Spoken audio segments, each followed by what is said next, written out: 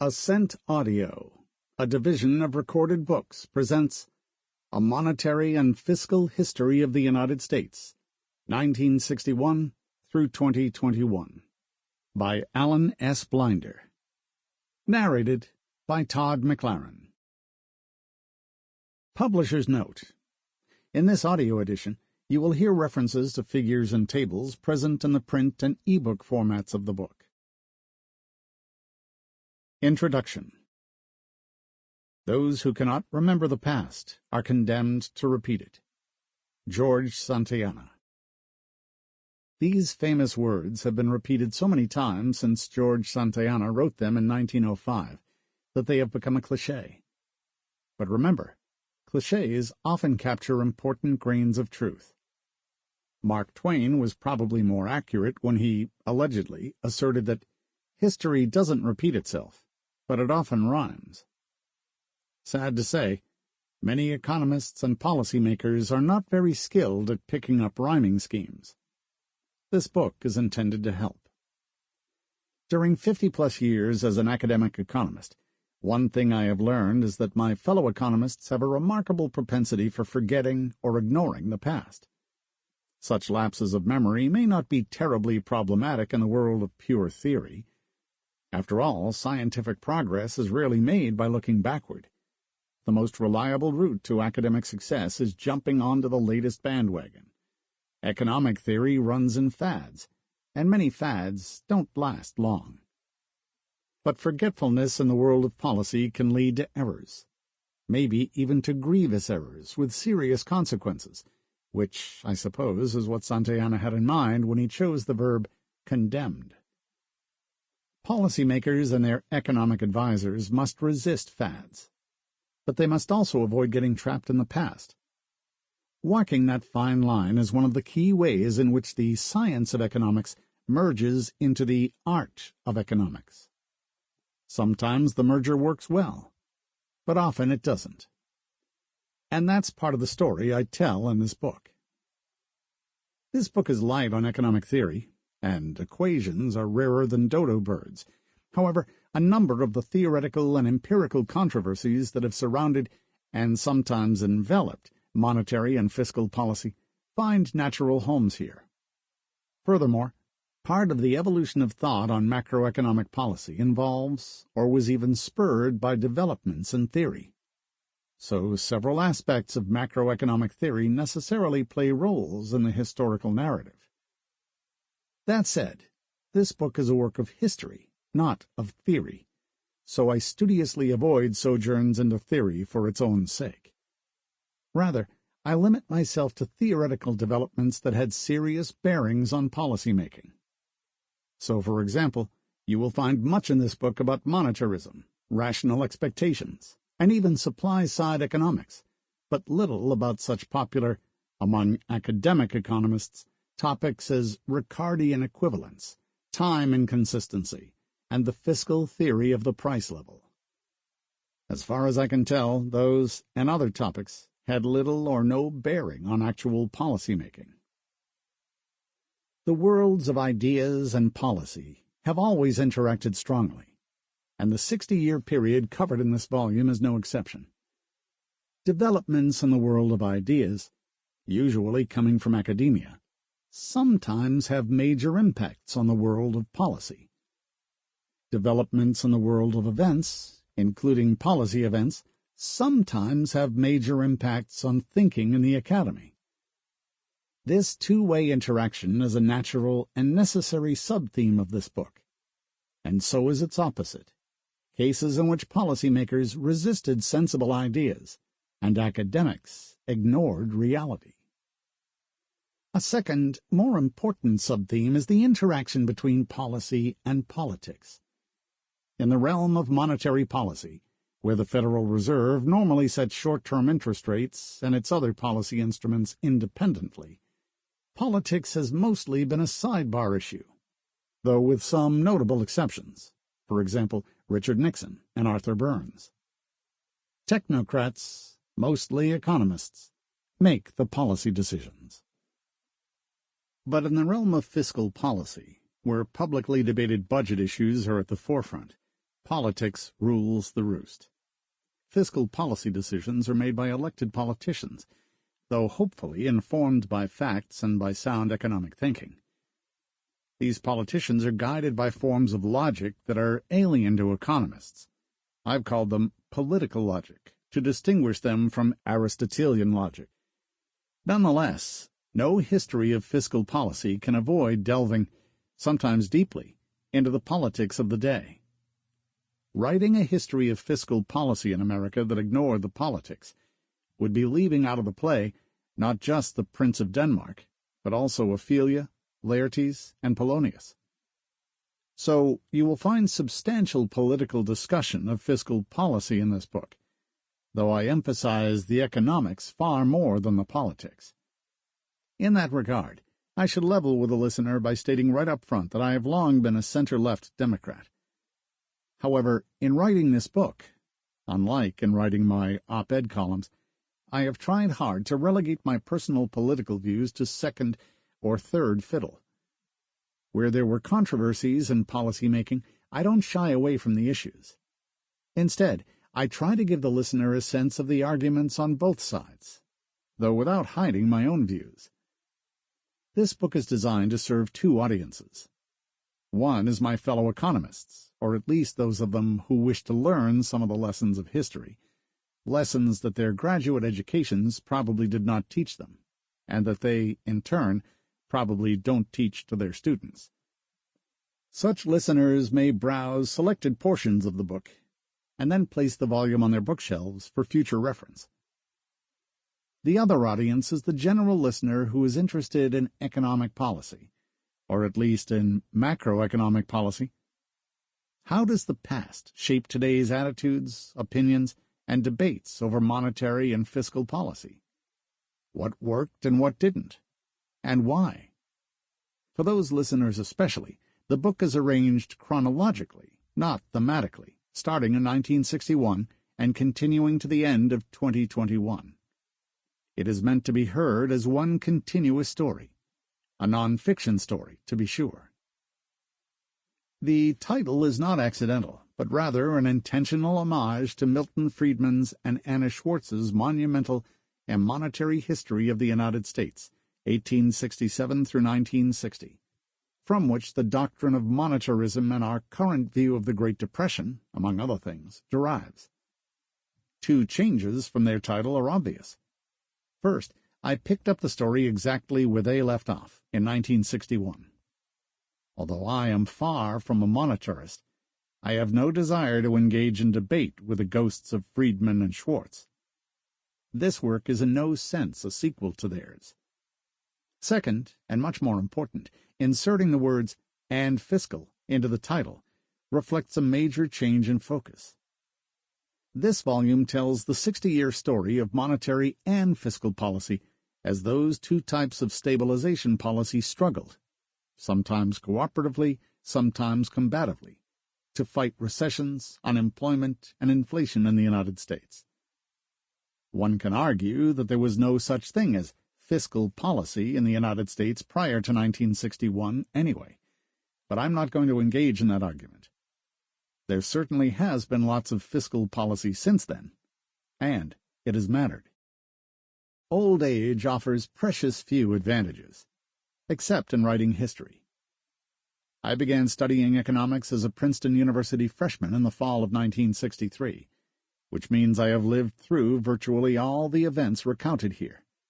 Not just lived through them, but also observed them, and sometimes even participated in them.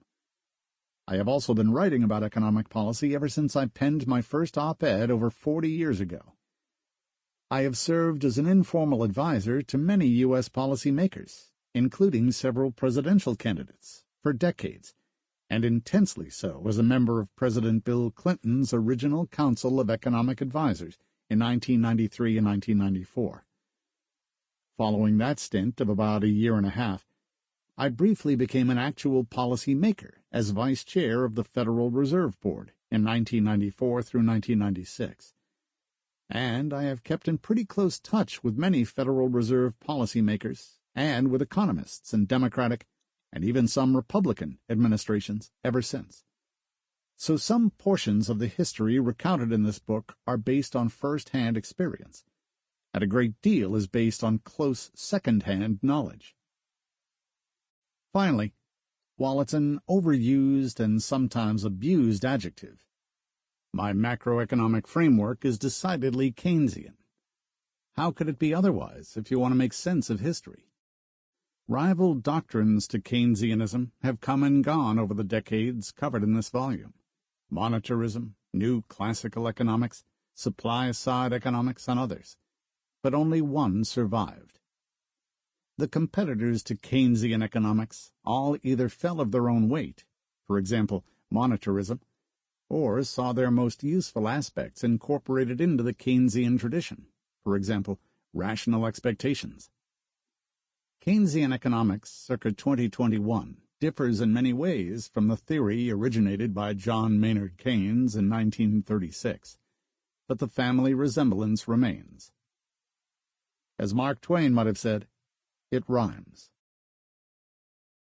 Acknowledgments.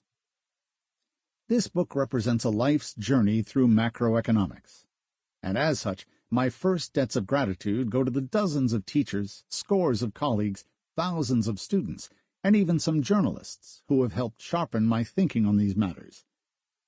Teaching helps you learn. As this manuscript was taking shape, I benefited enormously from helpful comments and suggestions on earlier drafts from my friends Ben Bernanke, Michael Bordeaux, William Dudley, Barry Eichengreen, Philip Friedman, and Robert Solow, plus 3 fine anonymous reviewers arranged by Princeton University Press. I know that some of these listeners disagree in part with what I have written, which is probably inevitable and certainly healthy. They should not be implicated in my opinions.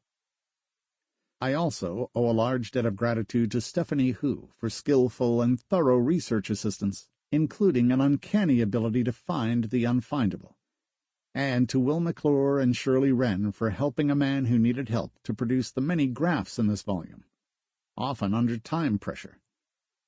Overseeing all this, my wonderful long-time assistant, Kathleen Hurley, watched every detail carefully, saved me from numerous errors, produced the references and captions for the figures, and generally kept the proverbial trains running on time, as she always does. Writing this book took longer than it should have because of the COVID-19 pandemic. Through it all, I benefited from release time from Princeton University, financial support from Princeton School of Public and International Affairs, and research support from the Griswold Center for Economic Policy Studies. I thank them all. Once the manuscript was near completion, it went into the capable hands of the folks at Princeton University Press, led by Joe Jackson, senior editor, and Josh Drake, editorial associate, and including Carl Spertzum, cover design, Carmina Alvarez, design, and James Schneider, publicity. PUP staff were accommodating and efficient at every stage, making my job easier, not harder. The people at Westchester Publishing Services, who processed the manuscript, impressed me with their skill, speed, and responsiveness. I thank especially Christine Mara, Yvette Ramsey, Jodi Ann Sclafani, and Teresa Carcaldi.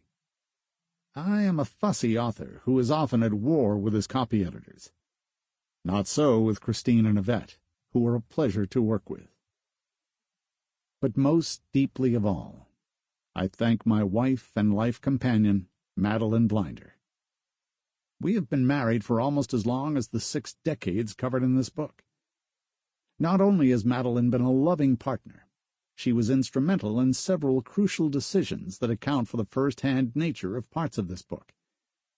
Much of my personal involvement in the monetary and fiscal history of the United States, 1961 through 2021, is due to her. Thank you is far too weak a phrase. 1. Fiscal policy on the new frontier. Now let us turn to the problem of our fiscal policy. Here the myths are legion, and the truth hard to find. John F. Kennedy, Commencement Address, Yale University, June 11, 1962. The beginning of the New Economics a term coined by the media for the already old idea of using fiscal policy to influence economic activity, can be dated precisely to June 7, 1962. At a press conference that day, President John F. Kennedy promised to ask Congress for an across-the-board reduction in personal and corporate tax rates, which will not be offset by other reforms. In other words, a net tax reduction. His tax proposal took a long time to be put into concrete form within the administration, and then to wend its way through a recalcitrant Congress. It eventually became law in February 1964, after his death, and at least in part as a tribute to the assassinated president. The Kennedy-Johnson tax cut, as it has been called ever since, was quickly hailed as a great success. Fiscal stimulus had been deployed before, of course, by the Swedes in the 1930s and by Franklin Roosevelt's New Deal, although the magnitudes then were puny relative to the immense need, and on a massive scale during World War II, though the last of these was certainly not motivated by any Keynesian reasoning. So the new economics was not as new as the media made it out to be. Still, it was a sharp departure from the fiscal legacy of Dwight Eisenhower's administration. Background: Eisenhower and the Three Recessions. As Herbert Stein argued in his definitive history of how the fiscal revolution came to America, Eisenhower and his team understood basic Keynesian ideas, but were reluctant to employ them because the president did not want to stray far from a balanced budget. Eisenhower was also almost obsessed by fears of inflation, which he associated with budget deficits, even though the inflation rate, as measured by the Consumer Price Index, or CPI, averaged a mere 1.4% during his presidency. Although the average real growth rate over Eisenhower's 8 years was a respectable 2.9%, one reason why inflation remained so low was that his 2 terms were marred by 3 recessions. The first of these, in 1953-54, was basically caused by a sharp fiscal contraction. In part, this recession was a normal adjustment from wartime to peacetime. Federal defense spending fell sharply as the Korean War ended, but it was not necessary to couple that drop in defense spending with declines in non-defense spending, too, unless you were firmly tied to the mast of the balanced budget ideology. Eisenhower was. Unlike 1953 and 54, the recessions of 1957 and 58, and 1960 and 61 cannot be laid directly at the doorstep of the Eisenhower administration. The former was part of a worldwide slowdown, though a tightening of monetary policy played some role, too. Inflation was still the main worry then. Fighting inflation with monetary policy probably played a larger role in causing the 1960-1961 recession. More to the point of this chapter, the administration and Congress did little to mitigate either slump. The fiscal inaction as the 1960-1961 recession developed was particularly noteworthy because it greatly chagrined the Vice President, Richard M. Nixon, who fought a losing battle for fiscal stimulus within the administration and then lost the 1960 election to Kennedy by a razor-thin margin. Nixon believed that the recession cost him the 1960 election, and he may well have been right. As we will hear in Chapter 4, it was a lesson he would not forget. The New Frontier and Tax Cuts. Attitudes began to change quickly when Kennedy replaced Eisenhower as president in January 1961. But you couldn't have anticipated that from Kennedy's 1960 campaign. The young senator from Massachusetts campaigned on a pledge to get America moving again, as if the country had stood still under Eisenhower. Yet Kennedy also ran as a fiscal conservative, seeing no contradiction there.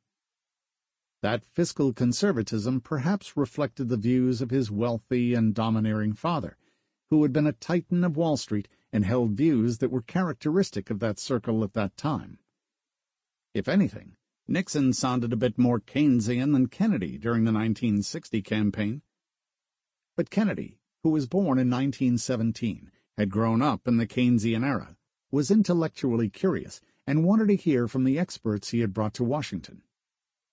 That group of advisers, led by Walter Heller of the University of Minnesota, chair of Kennedy's original Council of Economic Advisers, CEA, was composed mostly of enthusiastic Keynesians, which was probably no coincidence. One member of that stellar group was the estimable James Tobin of Yale, a subsequent Nobel Prize winner, whom Kennedy hired as a CEA member. Tobin famously demurred when the president-elect called to ask him to join the new administration. "I'm afraid you've got the wrong guy, Mr. President," Tobin replied. "I'm an ivory tower economist." Kennedy responded, "That's the best kind. I'm an ivory tower president." It is easy to imagine Kennedy smiling his famous smile as he said this over the phone. Tobin later recalled that, true to that vignette, innocent of economics on Inauguration Day, he was an interested and apt pupil of the professors in the Executive Office Building. So what was new about the new economics? Certainly not the basic theoretical framework. The underlying ideas dated from Keynes's general theory, which had been published in 1936. By 1961, its message was standard fare, at least in left-of-center circles, and probably beyond, even though many conservatives of the day condemned Keynesian ideas as socialist. They weren't strong on definitions. Heller later noted that the rationale of the 1964 tax cut proposal came straight out of the country's post-war economics textbooks. Indeed, the premier such textbook of the day was written by MIT's Paul Samuelson, who was the acknowledged intellectual leader of Kennedy's team of economists, even though he never took a position in Washington. Perhaps the most important and obvious feature of the new economics was that the Kennedy-Johnson tax cut was the first deliberate and avowedly Keynesian fiscal policy action ever undertaken by the U.S. government. While the ideas were not new, acting on them was. It is in this sense that the Kennedy-Johnson tax cut is rightly seen as a watershed event. It was also considered revolutionary at the time to cut taxes when the federal budget was already in deficit and the economy was recovering, rather than mired in recession. Indeed, Robert Solow, who was on the CEA staff then, recalled to me, in personal correspondence, that the Kennedy economic team went through mental gymnastics to argue that the deficit would not exceed Eisenhower's largest deficit. That was deemed important. Prior to the Kennedy tax proposals, counter-cyclical fiscal policies were considered emergency measures to be reserved for deep recessions, such as the situation faced by Roosevelt. Looking back a few years later, Heller wrote, with perhaps a tinge of hyperbole, that John F. Kennedy and Lyndon B. Johnson stand out then as the first modern economists in the American presidency. Their administrations were largely free of the old mythology and wrong-headed economics which had viewed government deficits as synonymous with inflation, government spending increases as a likely source of depressions that would curl your hair, and government debts as an immoral burden on our grandchildren. Were Heller alive today, he probably would be shocked to see that all three of these pre-Keynesian ideas live on, if only at the lip-service level. While Heller doubtless exaggerated, there does seem to have been a sharp intellectual break between the Eisenhower and Kennedy administrations. In a 1972 lecture at Princeton, Tobin looked back on what he saw as new in the new economics, listing three main items. 1. The notion that government could and should keep the economy close to a path of steady real growth at a constant target rate of unemployment, which the new frontiersman set at 4%. 2. Getting rid of the taboo on deficit spending. And 3. Seeking to liberate monetary policy and to focus it squarely on the same macroeconomic objectives that should guide fiscal policy.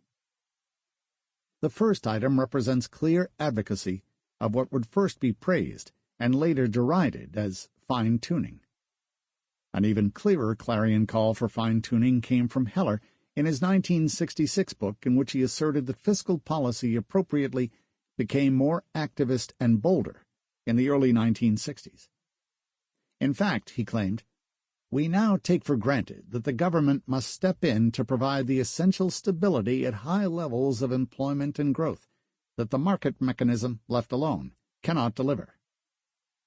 This necessary activism, he added, means that not only monetary policy but fiscal policy has to be put on constant rather than intermittent alert.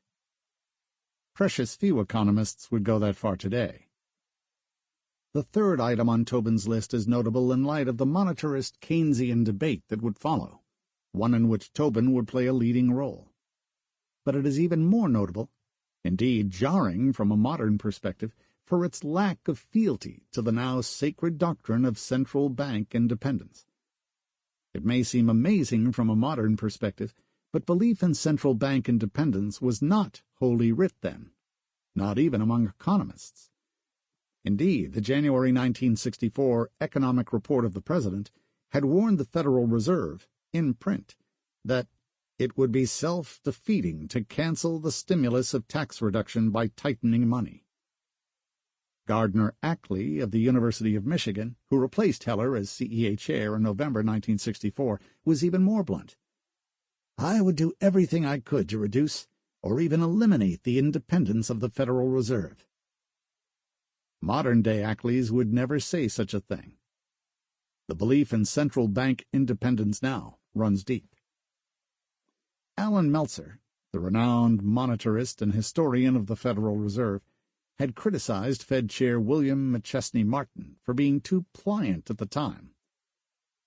Policy coordination ensnared Martin in administration policy, Meltzer claimed. He willingly sacrificed part of the Federal Reserve's independence for the opportunity to be part of the economic team, make his views known to the President, and coordinate policy actions. This judgment seems harsh in view of Martin's subsequent clash with Johnson. Besides, is policy coordination really such a bad thing? Especially if it does not imply Federal Reserve subservience to the White House. If the Fed saw that a big tax cut was coming, might it not want to adjust monetary policy accordingly? Yale's Arthur Okun, who succeeded Ackley as chair of the CEA, rendered a much kinder judgment. The Federal Reserve Board put on an outstanding performance in 1966, making wise judgments and, most of all, having the courage to act promptly and decisively on them. My own view, and I think it is the historical consensus, is far closer to Okun's. And don't forget that the dominant attitude in the early to mid-1960s was that the Fed would and should accommodate expansive fiscal policy, an early version of what modern economics now calls fiscal dominance. When it came to stabilization policy, monetary policy occupied the back seat, not the driver's seat at the time. Indeed, Kennedy confessed that he helped himself remember the difference between fiscal and monetary policy by the fact that monetary and Martin both began with the letter M. But it was the second item on Tobin's list that was the real political stickler. The balanced budget ideology was not only alive and well at the time, it was dominant, and it made Kennedy hesitant to propose anything as radical as a tax cut with a budget already in deficit.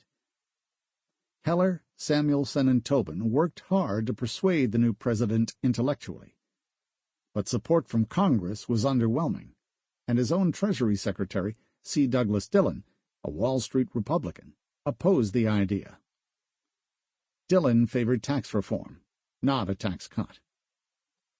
Hard as it is for a modern listener to imagine, selling a tax cut to Congress in those days was hard work. Political gravity pulled strongly toward a balanced budget. President Kennedy nonetheless decided to make a large tax cut the centerpiece of his new economics. His stated intention when he announced the tax cut on June 7, 1962, was to get it through Congress quickly. But that was not to be, not even close. The idea of enacting a fiscal stimulus in a non-recessionary environment. Sample complete. Ready to continue?